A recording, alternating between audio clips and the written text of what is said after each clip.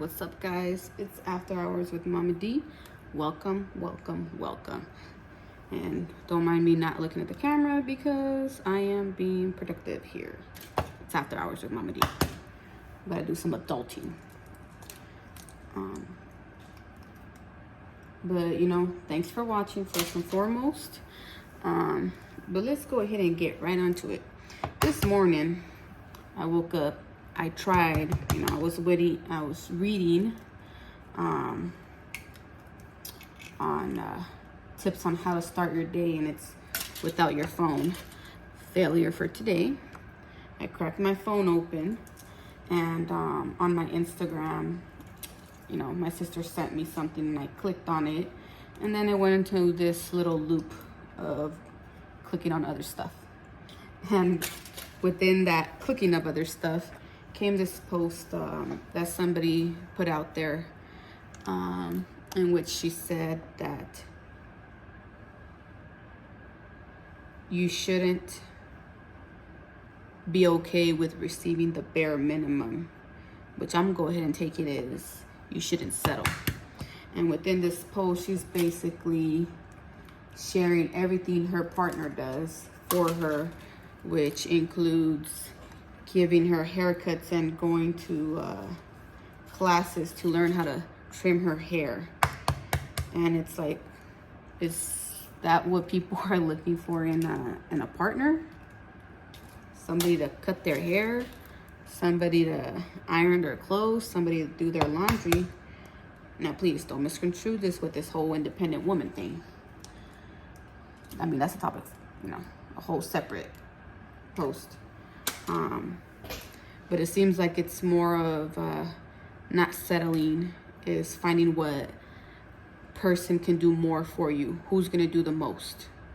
And in a relationship, hence in the name a partnership, it should really be a partnership. Somebody does something, the other person does the other. And if within that relationships they're trying to do these traditional roles, then by all means that's on them. But to put that on others, that is the expectation, is just unrealistic, leading me to go onto the web, onto the Pew Research Center, to find that at least in 2019 there was over 38% of Americans that were single, yet we're actually looking to not be single and find a partner. And that number grew over 9% since 1990. So it's a world of singles out there. So are they single by choice, or have they fallen into this trap of not settling?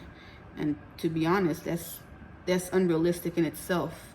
You're always going to settle. There's always some sort of compromise, and that's the problem. These terms are interchangeable. Compromise and settling, it's the same thing. If that person don't meet all your expectations or what you would ideally like in a partner, then I'm sorry, that's just what you're going to come through, regardless of who you meet. That's just a fact. People aren't going to meet all those qualifications and prerequisites that we may be putting out there unrealistically, because we're seeing these posts, or we're hearing from our friends, even our relatives, these unrealistic expectations.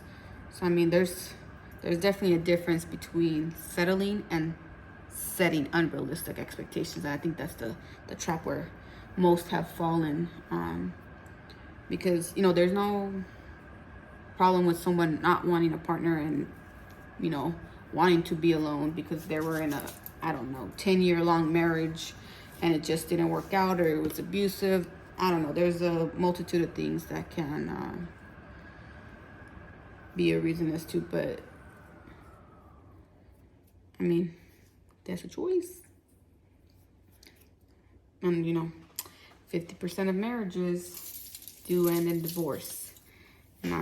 Now, are we all getting divorced because the person is not meeting our expectations? We grew apart, and, you know, whatever else people say these days when a marriage comes to an end. Which ain't no shame in that either. Happens all the time. Matter of fact, I think I facilitated a couple. Not that I've caused people to get divorced now. Don't get me wrong now. But helping people file for divorce. I guess little fun fact right there. Those who didn't know, I was previously pursuing law school.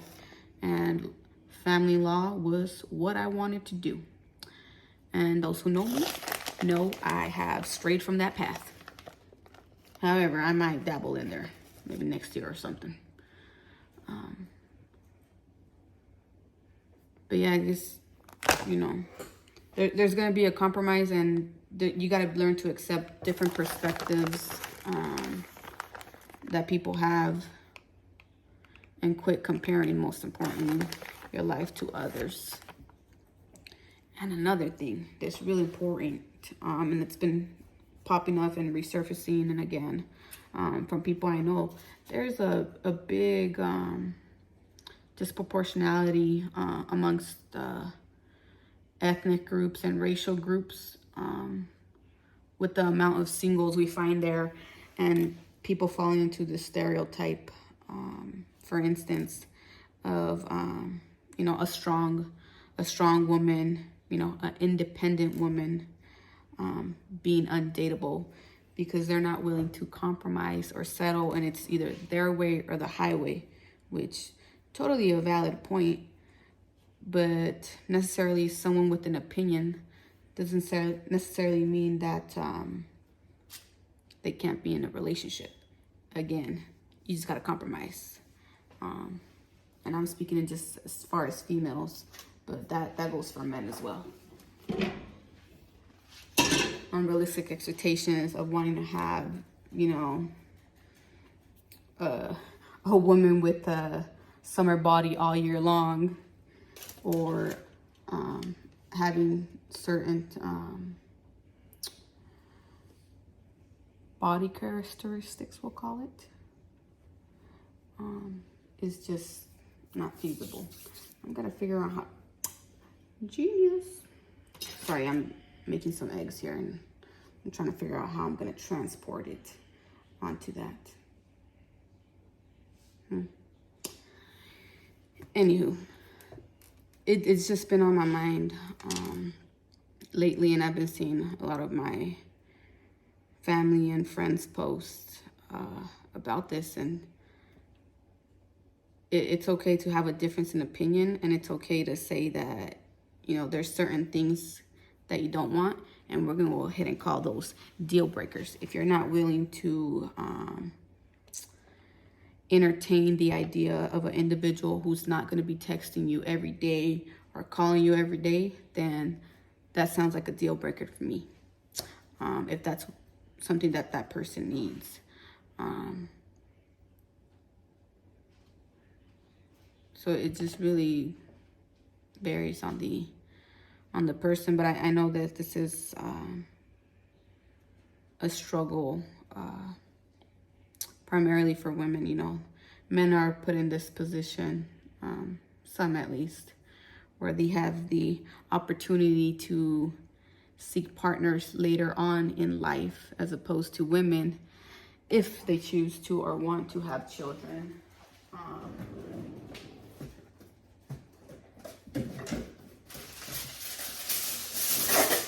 Sorry, they are under a time constraint per se.